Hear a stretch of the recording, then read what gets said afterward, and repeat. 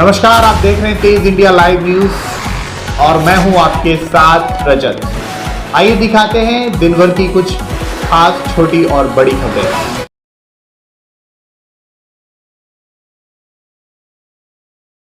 जनपद बिजनौर के अफजलगढ़ में आम के बाग में रखवाली करने वाले अधेड़ को पीट कर 4 लोगों ने उतारा मौत के घाट। सूचना पर पहुंचे पुलिस के आला अधिकारियों ने मौका मुआयना किया। पुलिस मामले की जांच पड़ताल में जुटी।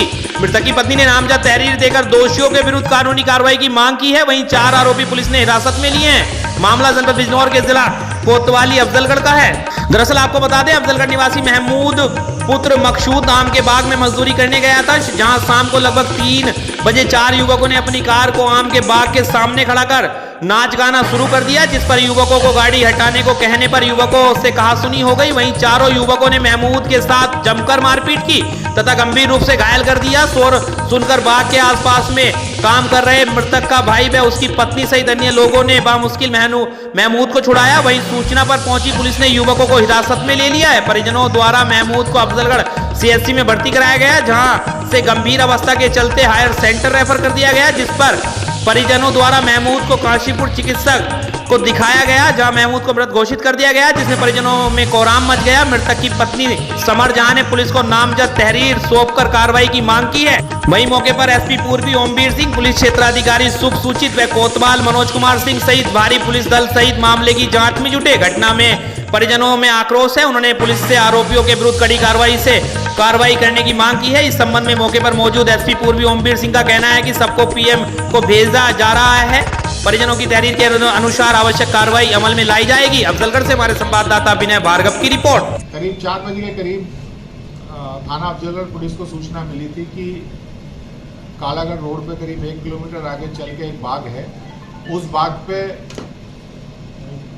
कोई झगड़े की सूचना थी, जिस पर तत्काल वहाँ पे पुलिस पहुँची और जो भी संबंधित पक्ष थे उन्हें तत्काल वहाँ से पकड़ के थाने लाया गया। पूरा घटनाक्रम ये था कि जो बाग था वो अफजलगढ़ के ही एक स्थानीय व्यापारी ने ले रखा था किराए पे, तो वो बाग सड़क के दोनों तरफ फैला हुआ है।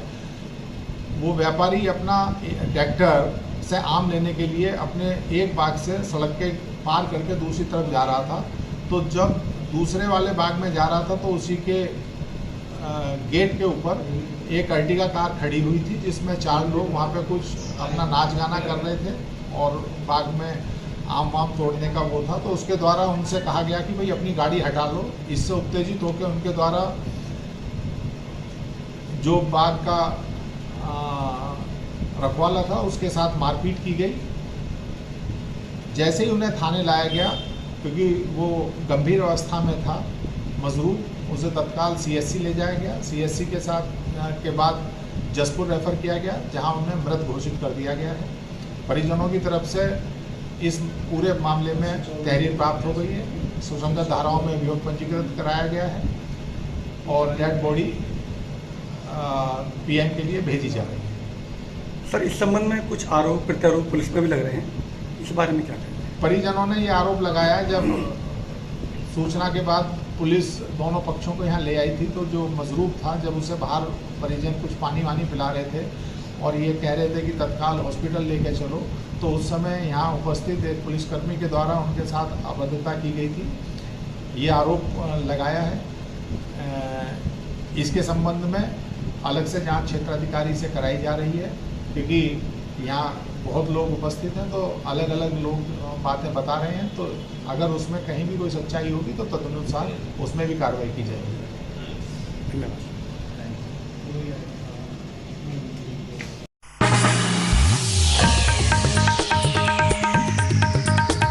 जनपद बिजनौर के नांगल सोती के सैदपुरी में स्कूटी पर सवार 2 युवतियों ने किया ड्रामा। बाइक व स्कूटी की टक्कर में युवतियों ने बाइक सवार को पकड़ा। सड़क पर घंटों चला high voltage drama. Social media पर हंगामे का वीडियो हो रहा है जमकर वायरल।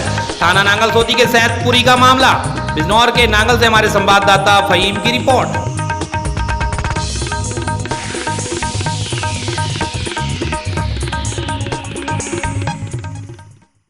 जनपद बिजनौर के नजीबाबाद क्षेत्र में समाज सेवी नौशाद अख्तर ने शिविर लगाकर लोगों को मीठा शरबत पिलाया। नजीबाबाद नगर के वरिष्ठ समाज सेवी व चेयरमैन पद के उम्मीदवार हाजी नौशाद अख्तर सेफी की ओर से एक शिविर लगाया गया, जहां शिविर में राहगीरों व वाहन चालकों को मीठा शरबत पिलाया गया। शरबत पीकर राहगीरों ने राहत महसूस की। शुक्रवार को कृष्ण टाकी चौक स्थित अब्दुल रहमान कॉम्प्लेक्स पर वरिष्ठ समाज सेवी व चेयरमैन पद के उम्मीदवार हाजी नौशाद अख्तर सेफी की ओर से लगाया गया शरबत का शिविर। आने जाने वाले लोगों को मीठा शरबत पिलाया गया। इस मौके पर हाजी नौशाद अख्तर सैफी ने कहा कि भीषण गर्मी व चिलचिलाती धूप को देखते हुए शिविर लगाया गया है। उन्होंने बताया कि वह हर साल इसी तरह गर्मियों में शिविर लगाते हैं। शिविर में आयान सैफी, सलमान शेख, शकील अहमद, राजीव, सचिन, साजिद, अनिल, नाजिम आदि लोग मौजूद रहे। नजीबाबाद से हमारे संवाददाता आकिब हुसैन की रिपोर्ट।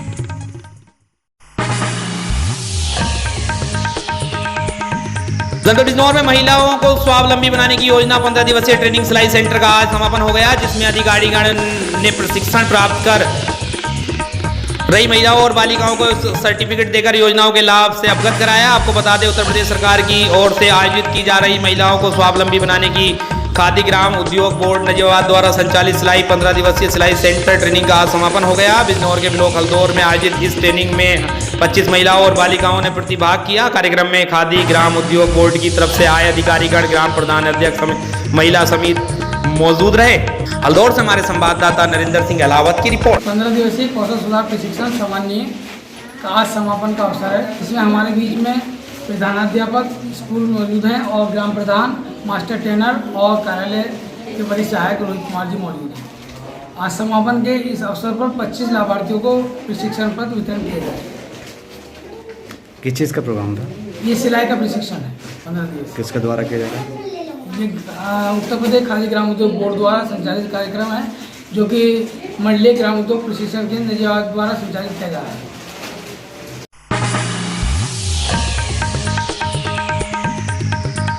जनपद बिजनौर के थाना हल्दौर क्षेत्र में किसान ने खाया जहरीला पदार्थ। किसान की इलाज के दौरान हुई मौत। परिजनों का आरोप है कि 95,000 रुपए का ऋण न चुकाने पर खाया जहर। किसान की मजबूरी, जो ऋण न चुकाने पर आत्महत्या करने पर हुआ मजबूर। परिवार वालों का रो रो कर हुआ बुरा हाल। आपको बता दें, थाना हल्दौर क्षेत्र के झालू सहकारी समिति के क्षेत्र के गांव हसनपुरा जाट का है, जहां पर किसान की व्यवस्था तो देखो, जो सरकारी समिति का 95,000 का ऋण न दे पाने के कारण अधिकारियों ने किसान के घर पर आकर ऋण को लेकर की गाली गलौज, जिससे किसान शर्मसार हो गया। किसान ने अपनी बेइज्जती महसूस करते हुए अपनी जीवन लीला समाप्त करनी पड़ी। किसान कितना मजबूर होगा जो यह कदम उठाना पड़ा।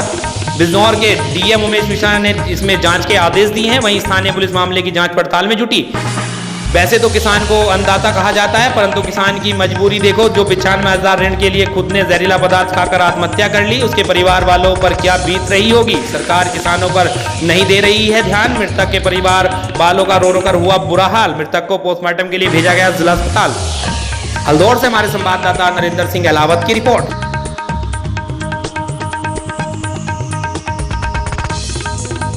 उत्तर प्रदेश के जनपद सहारनपुर में सहारनपुर दिल्ली रोड पर मनोहर के कक्कड़ बैंकेट हॉल में संत शिरोमणि गुरु रविदास का 64वां प्रकाश उत्सव समारोह का आयोजन किया गया, जिसमें मुख्य वक्ता स्वतंत्र देव सिंह, प्रदेश अध्यक्ष व जल शक्ति मंत्री व विधायक राजीव गुंबर, विधायक मुकेश चौधरी, विधायक ब्रजेश सिंह राघव, लखनपाल आदि ने अपने विचार रखे। सहारनपुर से हमारे संवाददाता कुशनवाज की रिपोर्ट।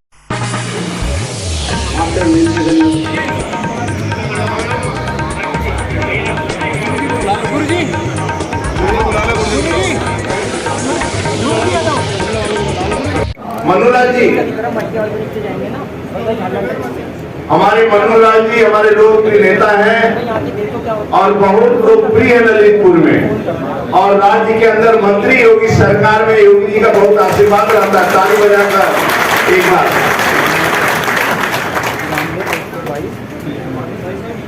हमारे बीच में साथी प्राची जी का भी ताली बजाकर स्वागत।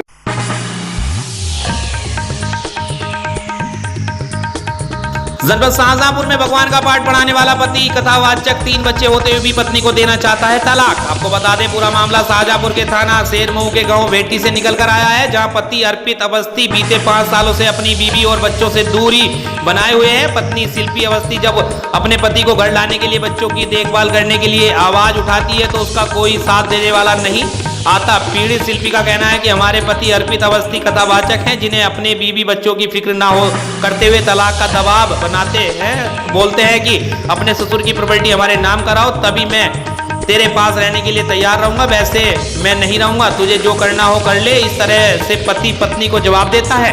जब मीडिया वालों ने पीड़ित शिल्पी से बात की तो शिल्पी का कहना है कि जब हम जोर जबरदस्ती अपने पति को घर बुलाते हैं तो पति आ तो जाते हैं, लेकिन हमारे बच्चों और हम पर इस कदर अत्याचार करते हैं जो कि सहन से बाहर रहता है। पीड़ित पत्नी इस समय अपने मायके में 3 बच्चों को जैसे तैसे पालन पोषण कर रही है। न्याय मांगने के लिए पत्नी ने थाना शेरमऊ से भी गुहार लगाई, लेकिन पुलिस ने कोई कार्रवाई नहीं की जिससे शिल्पी को न्याय मिल सके। किसी प्रकार की कोई कार्रवाई अमल में पुलिस द्वारा नहीं लाई गई है, जिससे पीड़ित रो रो कर योगी सरकार से गुहार लगा रही है कि मुझे न्याय दिलाया जाए, वरना हम अपने बच्चों और अपने बच्चों के समेत आत्मदाह कर लेंगे। शाहजहांपुर से हमारे संवाददाता विमलेश पंडित की रिपोर्ट। तो उनके साथ में हम रहना चाहते हैं, लेकिन वो अपने साथ हमें रखेंगे नहीं, रखना चाहते ही नहीं, बिल्कुल है।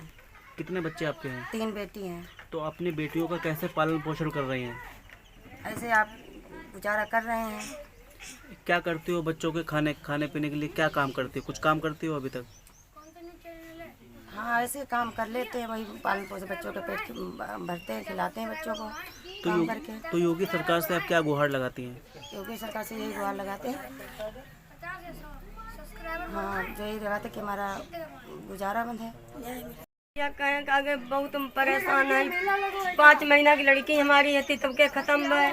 आगे समझे थे शादी कर दी, दमाद हमारो मिली, सही सलामत हमारे मालो हमारी जिंदगी पार हुई। अब लड़की की जिंदगी पार हुई, भैया हम बहुत परेशान। कोई ना दमाद हमारो आओ तो मारा तोड़ी करते, हम लोगों ने कतई बिल्कुल नहीं चाहते। हम इस लड़की एकदम ढील आए, अपने आप जाए के हुआ नगरा, अब उनने 15 दिन नायरा को फेर यहाँ ढील गए मारी तोड़ के।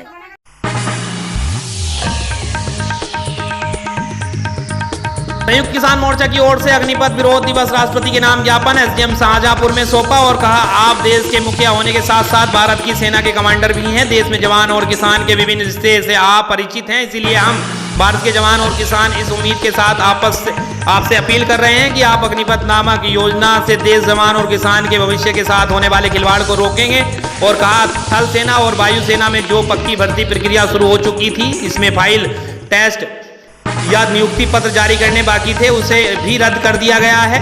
अब ये भारतीय सिर्फ 4 साल की सेवा रह गई है। किसान यूनियन मंजीत सिंह, अजय सिंह, दिनेश सिंह, धनपाल, हरिचंद, मालती, मीना, कुलदेव लोग शामिल रहे। शाहजहांपुर से हमारे संवाददाता विमलेश पंडित की रिपोर्ट।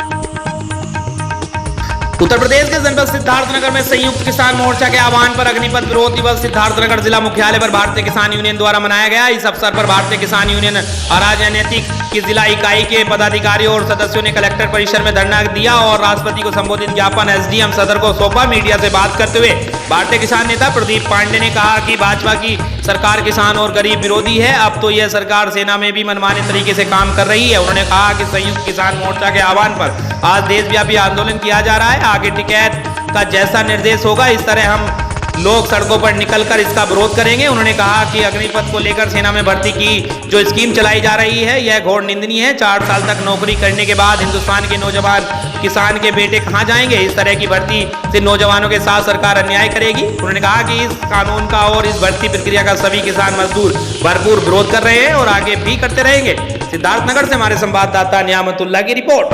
लोग यहाँ इसलिए आए हैं क्योंकि ये योजना जो लागू की गई है ये बहुत ही निंदनीय है और भारतीय किसान यूनियन भारत के किसान का बेटा आज सेना में भर्ती है, जिसकी नौकरी 4 साल होने जा रही है। इसकी हम घोर निंदा करते हैं, इसका घोर विरोध करते हैं। आज तो शुरुआत है, आज संयुक्त किसान मोर्चा का आह्वान है। पूरे भारत में आज संयुक्त किसान मोर्चा विरोध कर रहा है।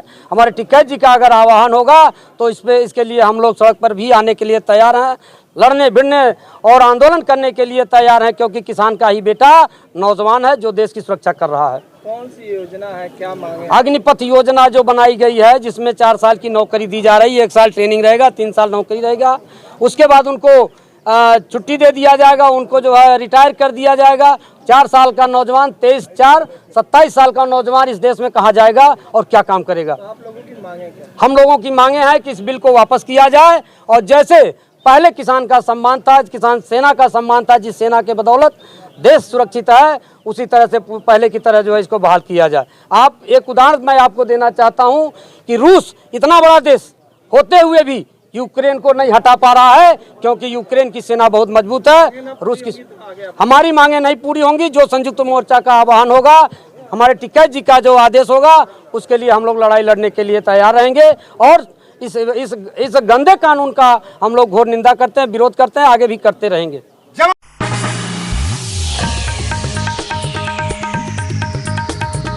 उत्तर प्रदेश के जनपद सिद्धार्थनगर के पीआरडी जवानों की ड्यूटी लगने के नाम पर पैसा मांगने का ऑडियो वायरल हो रहा है। पैसा मांगने वाले विभागीय बाबू की लिखित शिकायत जिले के पीआरडी जवानों ने जिलाधिकारी से की है। जिलाधिकारी ने शिकायत पत्र को संज्ञान में लेते हुए मुख्य विकास अधिकारी को जांच के आदेश दिए हैं। पीआरडी जवानों की ड्यूटी लगाने के नाम पर रुपए की मांग करने वाले ये वायरल ऑडियो वासुदेव नाम के ब्लॉक कमांडर जोगिया का बताया जा रहा है। अपने लिखित शिकायत पत्र में पीआरडी जवानों ने नर्मदा बड़े बाबू पर भी आरोप लगाते हुए कहा है कि आए दिन नर्मदा बाबू पीआरडी जवानों को परेशान करते रहते हैं और पैसे ना देने की दशा में उन्हें दूसरे ब्लॉक में ड्यूटी लगाने या अनुशासनहीनता की कार्रवाई करने की धमकी देते रहते हैं। पीआरडी जवानों ने डीएम से इसकी लिखित शिकायत करते हुए उप बाबू के खिलाफ भी कार्रवाई की मांग की है। वहीं इस मामले में जिलाधिकारी ने बताया कि लिखित शिकायत पीआरडी जवानों द्वारा प्राप्त हुई है, जिसकी जांच सीडीओ से कराई जा रही है। जो भी दोषी मिलेगा उसके खिलाफ सख्त से सख्त कार्रवाई की जाएगी। सिद्धार्थनगर से हमारे संवाददाता नियामतुल्लाह की रिपोर्ट।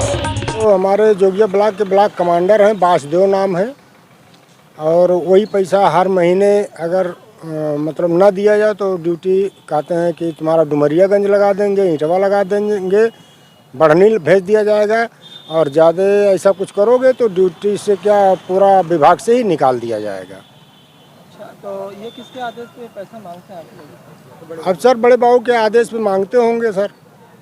बड़े बाबू कौन? बड़े बाबू नर्मदा हैं, विकास भवन में ऑफिस में बैठते हैं। अच्छा, और क्या कहते हैं? कहते हैं कि पैसा जो नहीं देगा या जो कोई ऐसा चीटिंग करेगा या जो पैसा नहीं देता सर उनका ड्यूटी नहीं लगता, और लगता भी है तो कहते हैं कि वहाँ डुमरियागंज भेज देंगे, लोटन भेज देंगे, और कहते हैं कि जो पैसा नहीं देगा उसका ड्यूटी भी नहीं लगाएंगे, और कहीं शिकायत करोगे तो अनुशासनहीनता दिखाएंगे, बाहर निकाल देंगे विभाग से। विभाग के कुछ नाम होगा जो आप? ये नर्मदा बाबू कहते हैं कि निकाल देंगे बाहर, शिकायत करोगे कहीं, अनुशासनहीनता करोगे तो कहीं, तो ये हम लोग, और 15-16 महीना हो गया हम लोग विद्युत विभाग में ड्यूटी किए हैं, आज तक पैसा नहीं मिला। डीएम साहब के यहाँ है क्या? डीएम साहब के यहाँ है एप्लीकेशन देने सर। किस बात? यही जो प्रकरण चल रहा है, हम लोगों को ड्यूटी नहीं है, हम लोगों को ड्यूटी नहीं दिया जा रहा है। उनका ज्ञापन हमें प्राप्त हुआ है। इस संबंध में हमने जो मुख्य विकास अधिकारी हैं उनको ये जांच सौंपी है, और अगर जांच में सत्यता पाई जाएगी और गलती पाई जाएगी उनकी, तो निश्चित रूप से उनके ऊपर कार्रवाई करवाएंगे, और सीडीओ साहब इसको पूरी तरह से जांच कर लेंगे कि इनकी ये भी शिकायत थी कि ड्यूटी जो है सही ढंग से नहीं दी जा रही है, तो उसकी भी जांच सीडीओ साहब कर लेंगे। सर, जो ब्लॉक कमांडर है जोगिया के, उनसे पैसा मांगने का भी एक ऑडियो उन्होंने वायरल किया, उसकी भी जांच के लिए हमने सारे प्रकरणों की जांच के लिए सीडीओ साहब को अधिकृत किया है, वो जांच कर लेंगे, और उसके तत्पश्चात जांच के बाद दोषी कर्मचारी हों या अधिकारी हों, सबके ऊपर कार्रवाई होगी।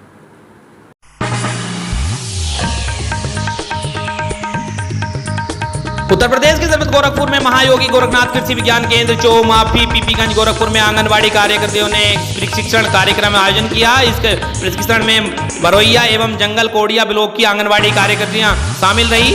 प्रशिक्षण में केंद्र के प्रभारी डॉक्टर विवेक प्रताप सिंह ने आंगनबाड़ी कार्यकर्ताओं को किचन गार्डन लगाने की सलाह दी। उज्जैन से जुड़ने के लिए उन्होंने बताया कि हमारे केंद्र पर समय समय पर व्यावसायिक प्रशिक्षण का आयोजन होता है, जिसका लाभ लेकर वह विभिन्न उद्यम की शुरुआत कर सकती हैं। केंद्र की गृह वैज्ञानिक डॉक्टर श्वेता सिंह ने आंगनबाड़ी कार्यकर्ताओं को कम लागत में पोषक आहार तैयार करने की विभिन्न विधियों के बारे में बताए, जिससे बच्चों में कुपोषण की समस्या को दूर किया जा सके। पोषण लड्डू बनाने की जानकारी दी। इसमें बेसन, मूंगफली एवं सूजी डालकर लड्डू बनाया जा सकता है, जो बच्चों में कुपोषण मिटाने में काफी लाभदायक है। आंगनबाड़ी कार्यकर्ताओं को पोषक तत्वों की कमी से होने वाले रोग एवं उनके निवारण के लिए उपयुक्त भोज्य पदार्थ खाने के बारे में भी बताया।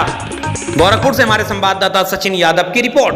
नमस्कार, मैं डॉक्टर श्वेता सिंह, गृह वैज्ञानिक, महायोगी गोरखनाथ कृषि विज्ञान केंद्र, चौक माफी पीपीगंज। आज हमारे केंद्र पर आंगनबाड़ी कार्यकर्तियों का प्रशिक्षण था।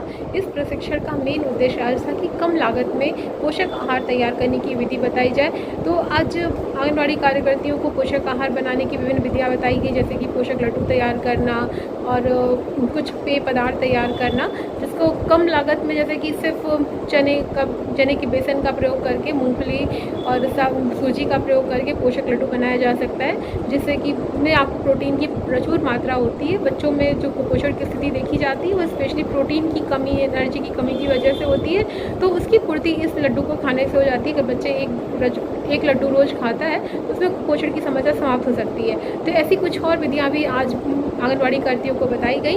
वो काफ़ी उत्साहित थी इस तरह की विधियों को जान करके, और उन्हें ये भी जानकारी दी गई कि पोषण की समस्याएं जो आती है, किस पोषक तत्व की कमी से कौन सा रोग होता है, और उस रोग के निवारण हेतु उन्हें किस किस आहार को, किन किन चीज़ों को अपने भोजन में शामिल करना चाहिए, इस बारे में भी हमने चर्चा की।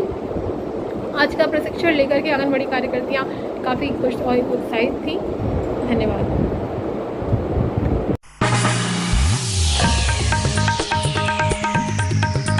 उत्तर प्रदेश के जनपद प्रयागराज में जिलाधिकारी ने राजस्व कार्यों की समीक्षा बैठक। उत्कृष्ट कार्य करने वाले राजस्व निरीक्षकों एवं लेखपालों को किया सम्मानित।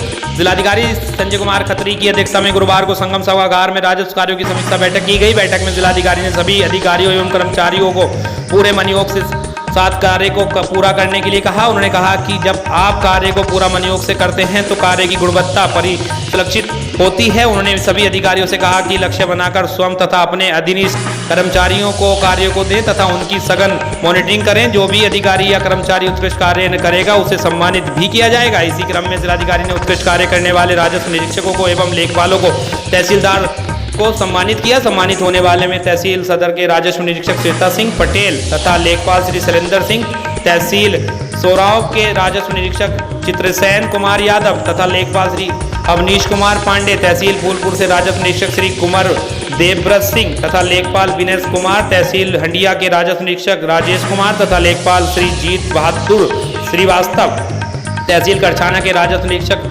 पृथ्वीराज सिंह तथा लेखपाल कृष्ण कुमार श्रीवास्तव, ऐसे ही आदि कर्मचारी गणों को किया सम्मानित। प्रयागराज से हमारे संवाददाता दयाशंकर पांडे की रिपोर्ट।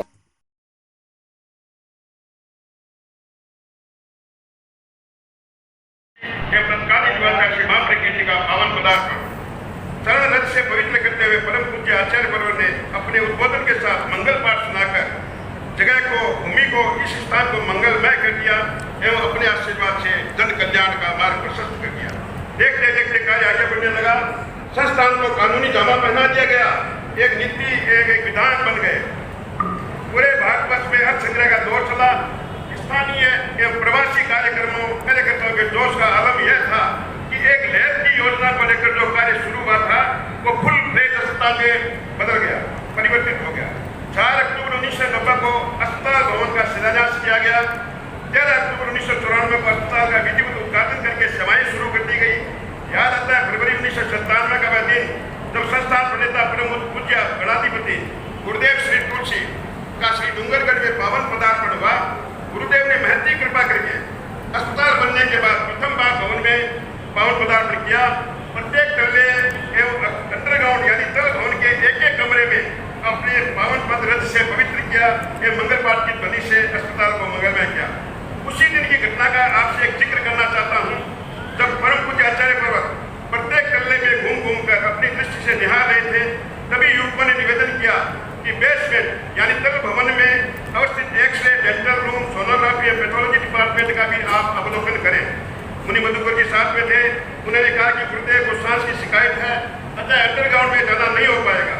गुरुदेव ने तत्काल फरमाया, इन युवकों ने काम करके दिखाया है, ये जहां ले जाएंगे वहां मैं जाऊंगा। धन्य हो गए कार्यकर्ता, धन्य हो गया अस्पताल महापुरुष की समृद्धवाणी से। कार्यकर्ता एवं पदाधिकारी अमृत पुरुष की मोहक एवं प्रोत्साहक प्रेरित वाणी से ऊर्जावान हो गए। जैसे जैसे नई चेतना का संचार हो गया, अगले ही दिन मालू भवन में जहां पूज्य गणाधिपति का प्रवास था वही समर्पण समारोह रखा गया। यानी तुलसी सेवा संस्थान या तुलसी मेडिकल सेंटर अस्पताल के प्रणेता को यह अस्पताल कार्यकर्ताओं ने समर्पित कर दिया। आचार्य पर्वत ने प्रवचन में अपने आशीर्वचन में पाथेय प्रदान करते हुए फरमाया, इन युवकों ने संस्थान के आगे मेरा नाम दिया है, तो इस तुलसी की मर्यादा हमेशा महसूस होनी चाहिए। युवकों और कार्यकर्ताओं में समर्पण की भावना है, तभी आज समर्पण समारोह का आयोजन किया है। अस्पताल जनता जनार्दन की सेवा करती रहे, पूज्य गुरु का यही आशीर्वाद अस्पताल का सफल संचालन करना है। न जाने कितनी बाधाएं, कितने विघ्न और कितने कष्ट, आंधी या तूफान पदाधिकारियों कार्यकर्ताओं ने पार किया है। वास्तव में हम सब कार्यकर्ता सिर्फ निमित्त मात्र हैं, समर्पित भाव से कार्य करते हैं। ऊर्जा व आशीर्वाद परम पूज्य आपकी कृपा से ही हम सबको मिलता है।